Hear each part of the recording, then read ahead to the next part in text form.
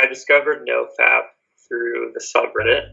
I just saw it as a challenge. It didn't seem too difficult, it seemed like something I could do. I went 146 days without masturbating or watching porn. It was almost like just like a habit, like brushing your teeth or something. Like it wasn't something super difficult to give up. Episode 3 of That's a Cult is a bit X-rated. You're going to hear from people talking about masturbation, porn addiction, sex, etc. If you're not okay with that, I don't recommend you listen. If you are okay with that, you're in for a treat. Also, everyone interviewed for this episode is over 18, obviously. NoFap, if you haven't heard of it, is a subreddit and online movement. According to their tagline, NoFap is about helping people quit porn, improve their relationships, and reach their sexual health goals. They're also science-based, secular, and sex-positive, though they do have groups for members who are particularly religious. The subreddit has just under 285,000, mainly male, subscribers. Many of them feel like their porn habit has got out of control, they want to cut it out completely, and they're hopeful it'll make them better, more confident people. I contacted the founder of NoFap, both the subreddit and the general movement, through Twitter. He directed me to the NoFap press contact email, and I didn't get a response, so I have assumed that they either don't want to be involved, or they're not interested, or they're too busy, and that's fine. So with that in mind, this episode is about the group's members and people related to it. It's not about the founder specifically. During the research for this topic, I suspected that getting someone to talk to a stranger on the record about their masturbation habits would be nearly impossible. Thankfully, I was wrong. I just wanted to see if there were any benefits to just stopping. Definitely from not watching porn. I would say I had more of a clear mind, and I was more focused on getting work done and being more social, because it kind of forces you to go out and talk to people and meet girls, and so it definitely gave me more motivation to do stuff like that. More time to study. I was reading more. I was able to pursue other hobbies like rock climbing. After going 150 days, no masturbation, no porn, no orgasm at all, your brain kind of reboots. You just feel, it really is hard to explain, you feel more connected to everything. You feel more confident. You almost feel this attraction, like everybody's looking at you. It could be placebo. People in NoFap believe that they're working to be more successful, and so maybe they're trying more, and so they end up getting results that they wouldn't have experienced by just sitting at home and like watching porn and not trying to go out and meet people and socialize. Okay, let's go through some NoFap terminology. They have a glossary, so you can read the full definitions on the NoFap subreddit.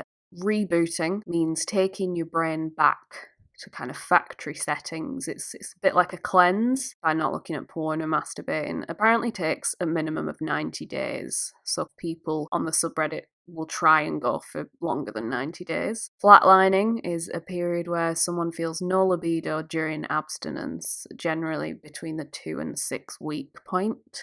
The ironically named hard mode means giving up wanking and not having sex with any partners either. Relapse, that's quite obvious. Death grip is my favourite. It's basically when you're so used to gripping your penis as hard as you want when you're wanking, a real vagina never quite measures up. Leads to a general lack of sexual satisfaction. You can only make yourself come. A bit grim, really. And that links onto PIED, porn-induced erectile dysfunction. They actually feel like it's making it harder for them to get an erection. The idea of NoFap is offering a very simplistic, externally focused answer for why some of these guys experience sexual difficulties at times. It is a nice and easy and kind of acceptable answer for a guy to say, oh, well, the reason I am, for instance, having difficulty getting an erection, or the reason that I am having difficulty getting a date is because of pornography. It's not because of me. It's not anything about me. To find out how legit this porn-induced erectile dysfunction idea is, I talked to a couple of people. First was Dr. David Lay, a clinical psychologist and sex therapist who believes that porn and sex addiction is a myth. A lot of these guys who are struggling with high levels of anxiety, high levels of social difficulty, who don't have much experience with women and don't have much confidence in terms of their ability or skills as a boyfriend or as a lover.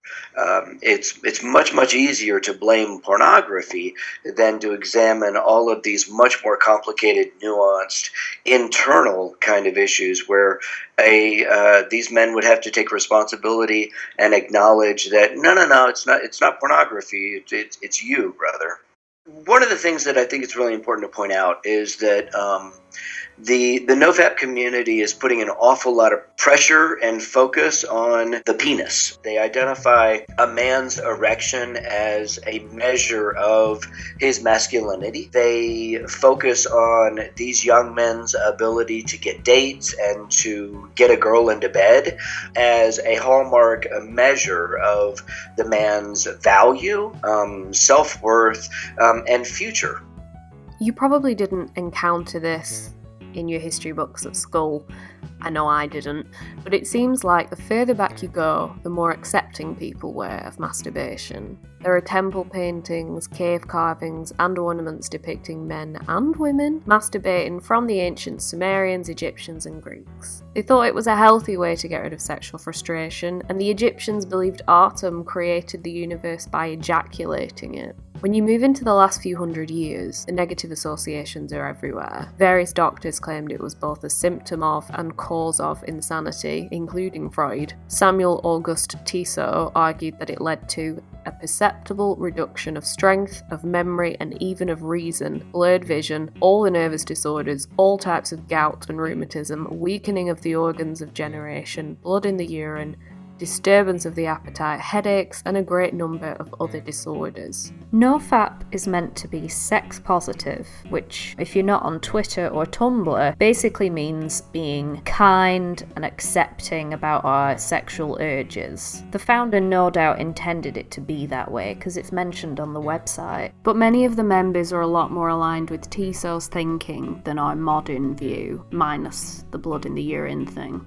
Many quit porn and masturbation because they think it will give them better concentration levels, more motivation, they'll be more attractive to women, better at talking to them, and generally become a stronger, more well-developed man. Some go further and claim it makes their voice deeper and their penis bigger. Some call these superpowers. In a way, it doesn't really matter if someone thinks this is true, it's their dick after all. But it seems quite a dangerous promise to make to a largely quite young, anxious male audience. A lot of the stuff on NoFap can be kind of extreme, like taking cold showers. A lot of the people on NoFap are really hard on themselves, take things too seriously.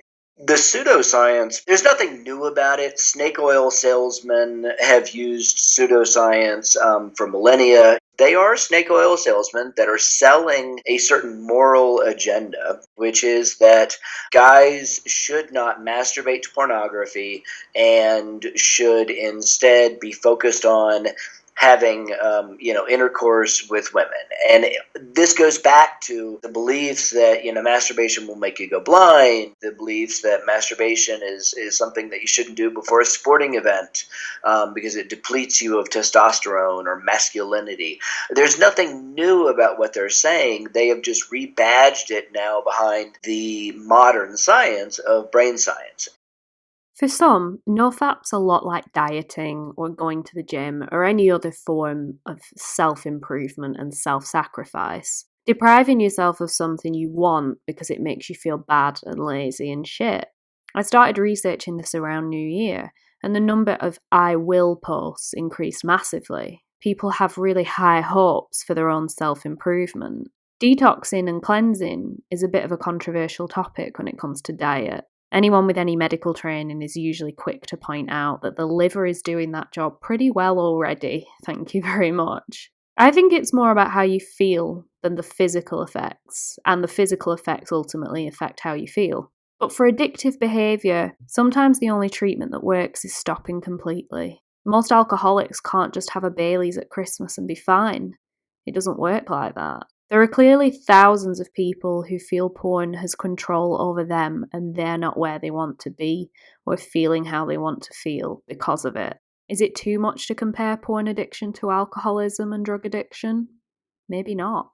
I tried to do the 90 days and realized I could barely go a couple days or like a week. And then I was like, wow, I think I might be like really addicted to this, or wow, this is so much more difficult than I had previously imagined.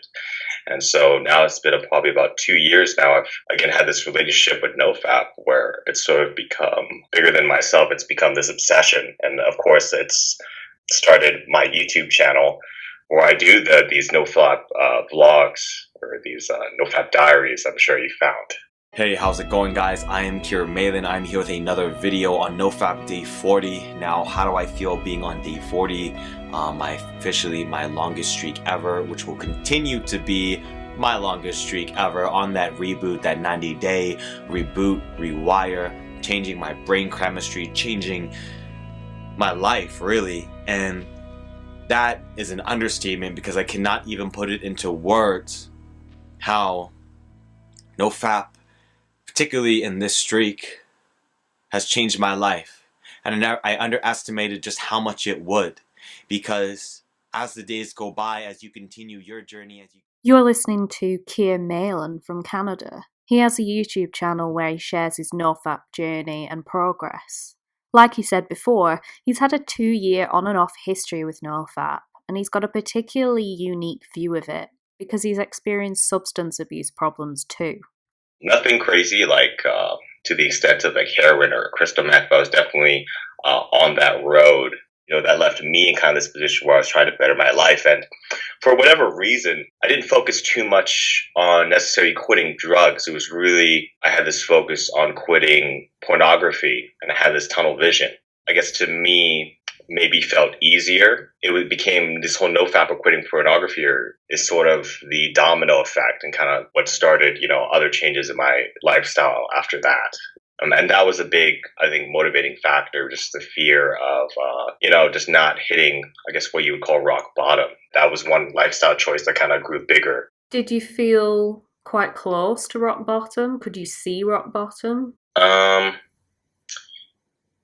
there was definitely one moment I remember where I had gotten a bunch of cocaine, and I'd been working night shifts, and I was like a security guard, so I was working all these night shifts, not in the best part of town. It was the perfect work schedule to be binging on cocaine during the week, and so there was a moment, I think it was on day 5, where I realized, almost like looking at myself in a third person perspective of me just sitting there doing blow alone. This isn't necessarily rock bottom. I'm not homeless. I'm not dying of a terminal illness, but if I keep this going, I'm on my way there. That was like a wake-up call, and I was like, okay, I'm stopping everything, and that includes my deep habit with pornography. I don't think necessarily everyone needs to go on NoFap. I just think if they're going to consume that kind of content on porn, they should just be aware that it's taking more than it gives them. And just the same as we have a choice with alcohol that one can drink and be fine, or one can become an alcoholic, there's this understanding that, hey, this is probably not healthy,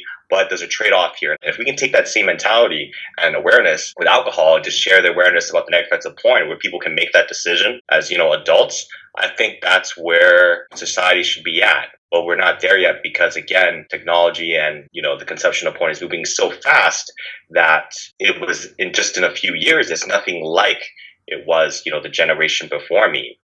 We have a generation of young people across the planet now who have access to a world of sexuality through the internet that they were not prepared for.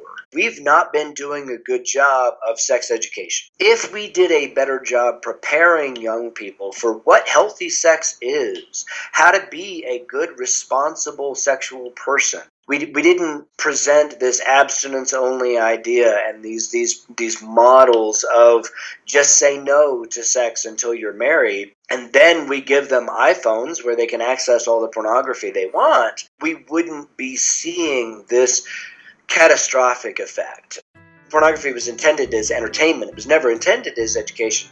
It's fantasy. We don't let people learn to drive by watching Fast and the Furious movies, but we are letting all these young people learn about sex from pornography. And in pornography, all dicks are hard all the time. In pornography, guys don't struggle to get erection. So then as these young, anxious, inexperienced young men struggle to get an erection, and they've learned that in pornography all penises are hard, they think something must be wrong with them. When I was in high school, we had a, whatever the sex unit or whatever it was, and it was a week, and they showed like 5 horrific pictures of STDs and said, this is how you put on a condom, and that was it. Not even things like consent, at least nothing memorable. That's why the NoFap community, this kind of openness of just simply going on a computer that easily in your own privacy, with a YouTube account or whatever, with a different alias, it allows people to have both the anonymity to connect with people and, attain knowledge and be open. People are self-diagnosing themselves, but it's also, what else can people do? This is an almost entirely male movement. In general, the subreddit's relationship with women is all over the place. At the time of recording, the top post on the subreddit is a guy saying how sorry he is that a girl he knows has been the victim of revenge porn. Once he'd have probably watched it, he says, but after finding NoFap, he feels like he sees it for the violation it really is. Many look back at porn they've watched and feel ashamed. They hate the medium, not the people involved. Other posters think that women are too powerful because they're the gatekeepers of sex. We dismiss them too easily. We should pay attention to the good guys. Please, if anybody knows, do let me know how to truly tell a good guy from a bad one. Tinder hasn't built that feature yet. Why they've made hiding your age a priority over that, I do not know. Regardless of what the NoFappers think of women, many NoFappers are very preoccupied by them. They care greatly what we think of them. Some choose to do NoFap specifically to improve their chances of dating someone they really fancy. Despite it probably never entering day-to-day conversation, some men on the subreddit report that women treat them completely differently once they've quit porn and masturbation. Women notice them more, they respond to them well, they stare at them even. There's greater attraction. They start saying yes when they're asked out. These are some of the superpowers I mentioned before. They're not suggesting that girls are walking around going, he's clearly not wanked for ages, what a catch. It's a lot more indefinable than that. Some of the NoFappers who've noticed it don't really ask questions. They don't know why it's happening, they're just glad it's happening. I would think I was in a grocery store, and I was just pushing a cart down. All these women were just looking up at me and then glancing away, and I just really felt the attraction then. And that was the same day I had sex for the first time with this other girl that she actually came on to me. The most popular explanation seems to be that it's a snowball effect. That's a direct quote from someone's post. You stop watching porn, you stop masturbating, you quit other things too because you're on a self-improvement mission. Addictive online games are a common one. You might start going to the gym instead, you might start sleeping better, you might decide you need to fill the days with more social stuff. The more you do that, the better at it you are, the more attractive maybe you appear, the more noticeable, confident. But is porn the cause or the catalyst? In almost direct competition with this, or conflict maybe is the better word, Dr. David Lay tends to ignore the pornography when he's treating his patients.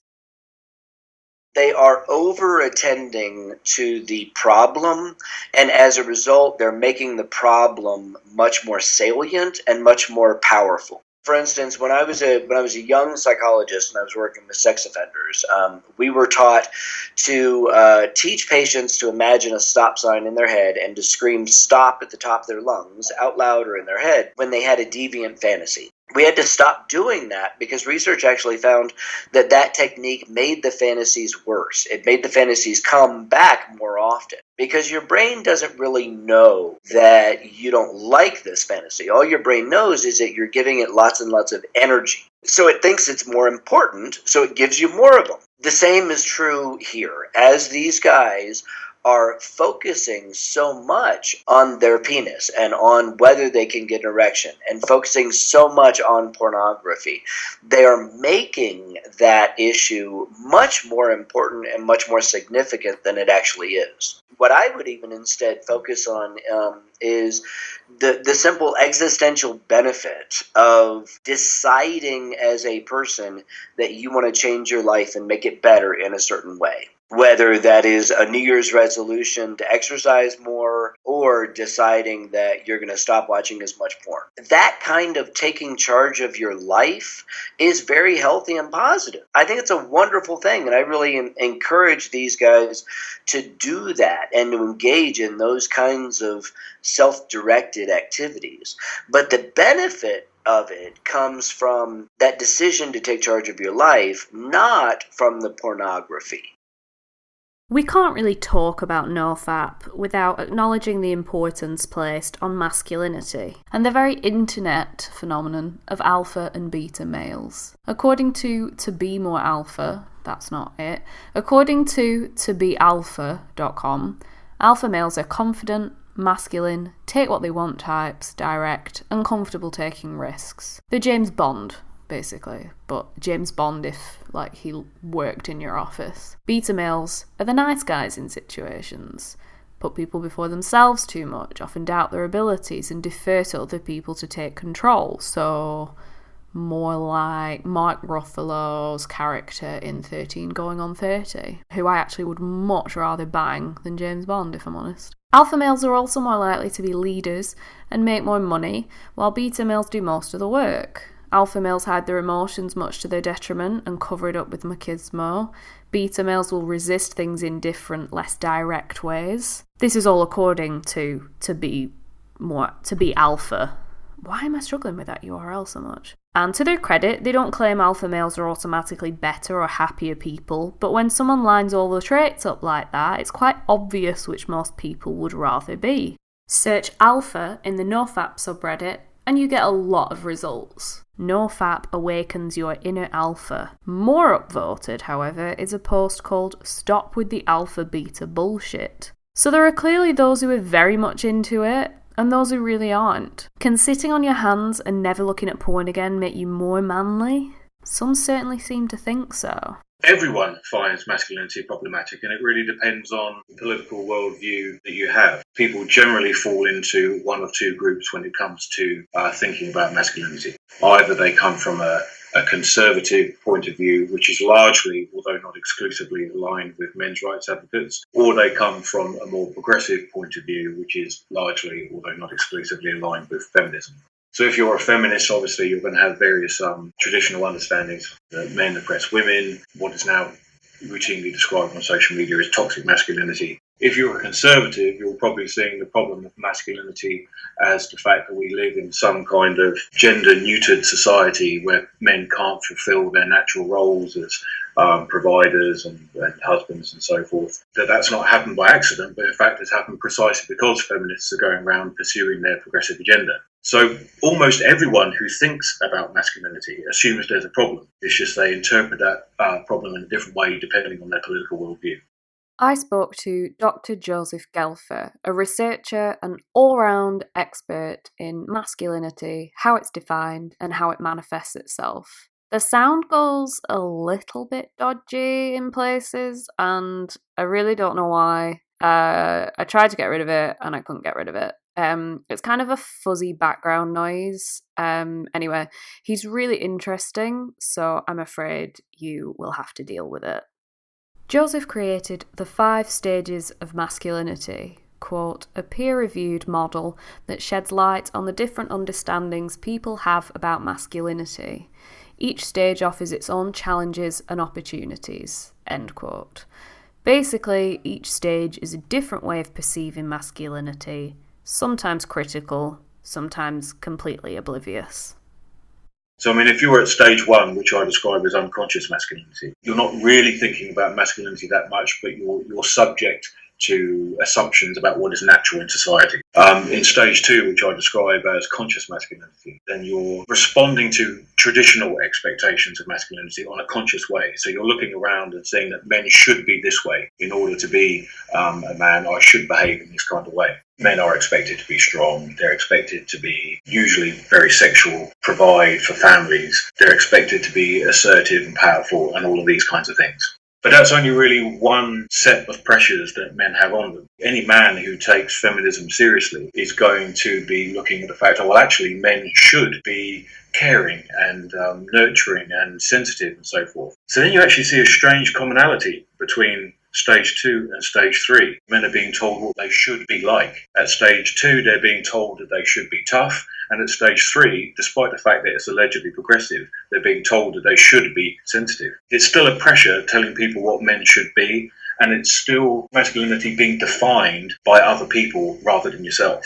Progressive views on this subject are largely deconstructive, and they're focused on telling people what's wrong with everything. And then they make this strategic error of thinking that if you identify what's wrong with something, that's the same thing as saying what's right. If you deconstruct, you just, you break a house down, you leave an empty space. A new house does not automatically build itself. So you've actually got to come in with a completely different set of tools and start trying to build something new and sustainable. Men are continually told about their privilege.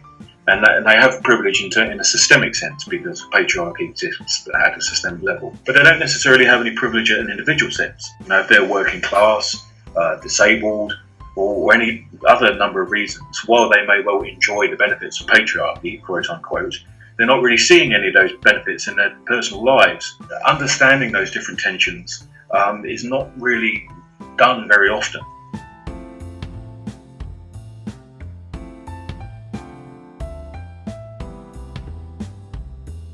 This perspective on toxic masculinity is very, very new to me. I definitely see a more feminist sphere of Twitter and surround myself with that kind of thinking. And so I see a lot of critical posts, and it's become really normal for me to see something and think, ugh, toxic masculinity. It is mad that we live in a world where something as simple as shower gel has to be marketed to men and women completely differently. It's the same product with the same purpose, but mine is pink and smells like cake. I just can't imagine a men's body wash being marketed like that. So what Joseph said has made me massively check myself. Most men walking around probably don't think about the fact that the patriarchy massively benefits them. That's like white British people walking around constantly thinking, I'm so lucky to live here, I could be in a shanty town. And I do think about that sometimes, and I'm sure lots of others do. But it's not a soundtrack in your head, it's a fleeting thought, and we're quite good at pushing it out again. That's the lottery of birth right there. It's the same with the gender you're born into. Suddenly the expectations on you are completely different because of what's between your legs. And I still think the world can be a sexist hellscape, but I think it's good for me, and I'd argue all feminists, to try and understand it's not just expectations of femininity that are always scrutinised and debated, it's expectations of masculinity too, and they're both just as complicated as each other. Stage 3, paradoxically, is increasingly turning into the point where it is creating the problem that it's trying to eradicate. It's got a habit of creating more entrenched stage 2 mentalities because people, they backlash against it and they become radicalized by this incessant hammering on the head of stage 3, going, you're wrong, toxic masculinity, fragile masculinity. So I think stage 3, paradoxically, is producing more of that which they wish to eradicate. Because typically it's the word men being used, more often than not white men being used, and it's very difficult not to take that personally. And the fact that people at stage 3 don't understand that people at stage 2 will take it as an individual critique, even if it is intended as a system critique, paradoxically demonstrates the exact lack of empathy that men are typically charged with having. If you want to find out which of the 5 stages of masculinity you're at, you can do a quick test on Joseph's website, masculinityresearch.com. I tried it and it told me I'm at stage 4. multiple masculinities. So basically, masculinity can mean anything to anyone, including being embodied by women. Masculinity is defined and categorised through power dynamics such as patriarchy and hegemony as a way of regulating people. By rejecting categorisation, we subvert regulation and power. Considering I did an arts degree and have a pretty liberal perspective on things, that's both reassuring and completely unsurprising.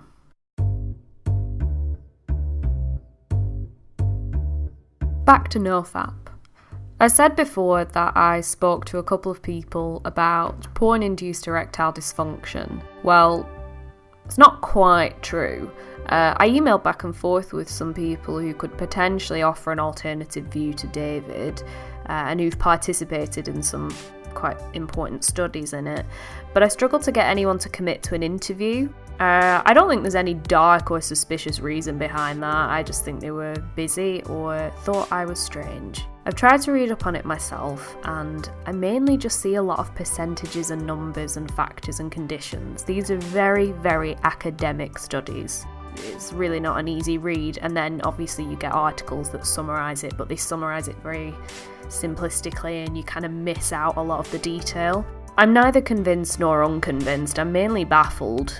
There are a lot of studies which link struggles with arousal and performance to porn, but there are also quite a lot that don't. The Kinsey Institute was apparently the first to link porn use to erectile dysfunction in 2007. They recruited people who regularly went to sex-related parties and bathhouses where porn was on constantly, and found half struggled to get an erection in the lab. Side note, maybe the people in white coats were a bit of a mood killer, not sure. To simplify it all, since porn became free and really easy to access from anywhere, reports of erectile dysfunction have apparently gone up. However, according to a piece in Vice written by Chris Taylor, a researcher from the University of Auckland who specialises in porn addiction, the link is murky. Those who are advocates of PIED, or as I like to call it, PIED, because it's pie related, are really quick to list the many studies, but I'm a lot more interested in the first person accounts, and they seem to be quite a mixed bag, judging from Reddit, the forums, and the articles. I think partially, there is also a placebo effect that happens as long as you reach the same place of a happier life. That's all that matters. But I would say for me personally, it would be just higher self-esteem and more confidence from, showing yourself that discipline of setting a goal and doing it, like reaching 90 days. It could be very motivating to have kind of that intrinsic, kind of black and white, like this is the number, this is what I have to reach. Getting close to that is good for one's confidence. And also when I'm not just getting this hit of dopamine, this rush, things taste better, music sounds better. I find myself more present in the moment in conversations. I was going, like I said, really hard on myself back then. I don't know, NoFap makes you go really hard on yourself. It kind of changes the way you think about sex and masturbation. Do you think NoFap's been good for you in some ways? Or do you think it's caused a bit of shame because of the culture of the subreddit? Definitely it's caused shame. I think getting rid of porn was good. There are so many posts of people claiming that there's benefits from abstaining from masturbation. And I think a lot of people, especially young men, they cling to those benefits that they hear about. And I think they're afraid that if they relapse and masturbate, then they won't reach those benefits. And so it's almost like a trap in a way.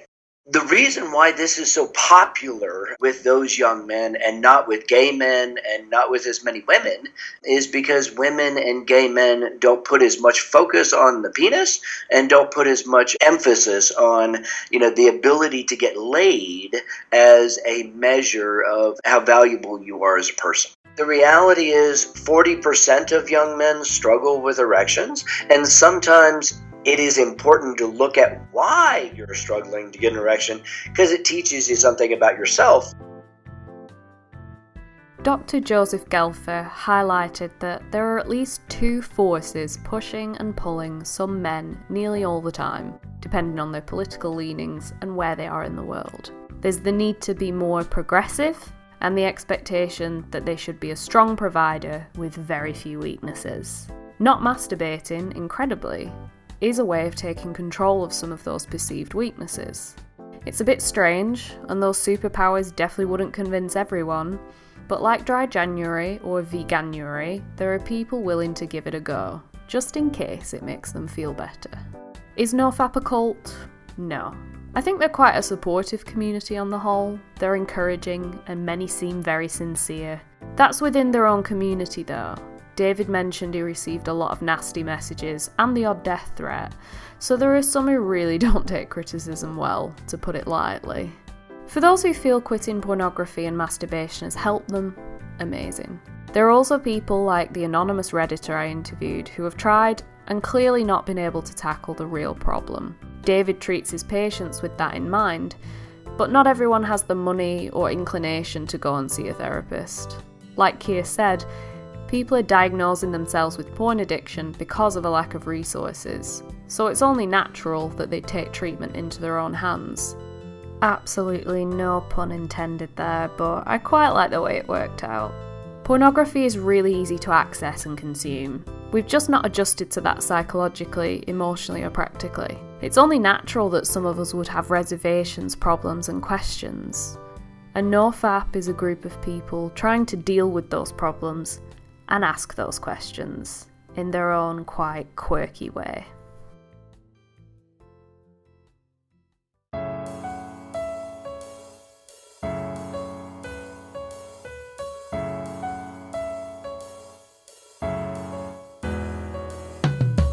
Thank you so much to everyone who's listened to That's a Cult so far and left reviews and messaged me on Twitter. People have been very, very kind and are excited to hear more, and I'm excited to make more, so that's good. Unfortunately, I've already had one guy on Twitter try and mansplain MLM to me. Cheers to him, broadening my horizons. One strange request. I've noticed that a lot of That's a Cult listeners are coming from a really tiny village in County Antrim, Northern Ireland. It's called Ballintoy Harbour, and Game of Thrones filmed there once very briefly, which has obviously convinced me that Kit Harington listens to and enjoys my podcast and also my voice.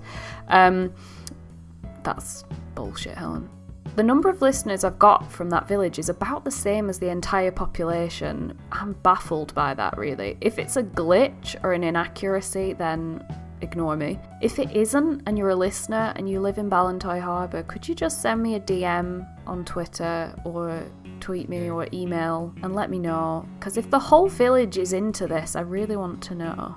That's a Cult is written and produced by me, Helen McCarthy. You can follow me on Twitter at Helen L. McCarthy, and you can follow this podcast at That's a Cult. You can find all the sources I've used for each episode at thatsacult.com, so you can do your own reading and research. Thanks to my interviewees, Dr. David Lay, Keir Malin, Dr. Joseph Gelfer, and the anonymous Redditor. You can find their websites and Twitter handles in the description, apart from the anonymous Redditor, of course. That's not how anonymity works. Just like the previous two episodes, the music in this episode was produced by a really generous guy on Reddit called Anti-Luodi. He's made over 1,000 pieces of his music free for people to use, royalty free, as long as you credit him, and you can find more about him in the description. If you use his music for your own projects, make sure you credit him, and ideally, if you can, give to his PayPal. If you want me to investigate a specific community or potential cult, email your suggestions to thatsacult@gmail.com. I've been getting the email address wrong in past episodes. I was going to set up a specific mailbox through my website, but it was going to cost about 15 quid a year, and that just doesn't make sense to me. So it's a Gmail. You can find it in the description. Your suggestions don't have to be entirely internet-based, just niche and compelling and enjoyably weird. Thanks for listening.